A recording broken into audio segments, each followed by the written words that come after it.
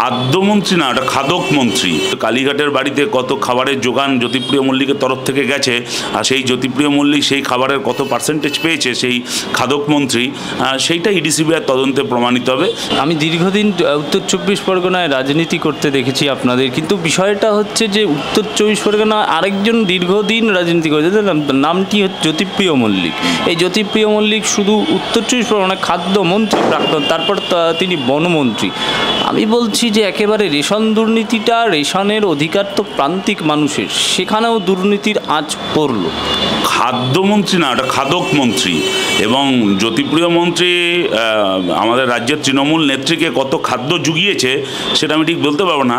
ED CBI যদি সঠিকভাবে তদন্ত করে তাহলে এই যে কালীঘাটের বাড়িতে কত খাবারের যোগান জ্যোতিপ্রিয় মল্লিকের তরফ থেকে গেছে, আর সেই জ্যোতিপ্রিয় মল্লিক সেই খাবারের কত পার্সেন্টেজ পেয়েছে সেই খাদক মন্ত্রী, সেইটা ইডি সিবিআই তদন্তে প্রমাণিত হবে। কিন্তু আমরা প্রথম থেকেই বলেছিলাম যে উনি গণতন্ত্রের পক্ষে একটা কলঙ্ক, উনি গণতন্ত্রের পক্ষে একটা লজ্জা ব্যাপার। আপনি জানেন যে উনি বলেছিলেন যে সিপিএমের সঙ্গে চা খাবেন না, মিশবেন না, সঙ্গে থাকবেন না। ভালো করেছেন, জেলে গেছেন। ওনার এই যে আশা আকাঙ্ক্ষা সেটা পূর্ণ হবে। জেলে সব তৃণমূল পাবে, কোনো সিপিএম পাবে না।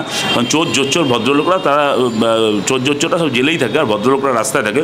জ্যোতিপ্রিয় মল্লিকের মতন চোর জোচ্চোরদের রাস্তায় সিপিএমের সঙ্গে না মেশাই উচিত। বিজেপির প্রসঙ্গে একটু যদি বলতে হয় তাহলে বিজেপি পরিষ্কার এই বিষয়টা নিয়ে জানিয়েছেন যে মহুয়া মৈত্র দেশবিরোধী কাজ করেছে। যে দেশবিরোধী তকমা কিন্তু বারবার সিপিএমের উপর লাগিয়ে দেয়, কখনো তৃণমূলের, এবার মহুয়া মৈত্র আছে বিভিন্ন। আমি বলছি যে সিপিএম বরাবরই কেন বিজেপির কাছে একটা দেশবিরোধী তকমা পায়?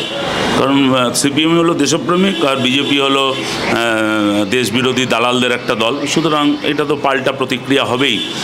এখন আবারও বলছি, মহুয়া মিত্র, আবারও বলছি যে এই এথিক্স কমিটি বিজেপির নেতাদের নিয়েই তৈরি হয়েছিল। দেশের জনগণের টাকা চুরি করাটাও দেশবিরোধী কাজ। তৃণমূলের নেতারা দেশের জনগণের টাকা চুরি করেছে, সাংসদিকভাবে ঘুষ খেয়েছে, এটাও দেশবিরোধী কাজ।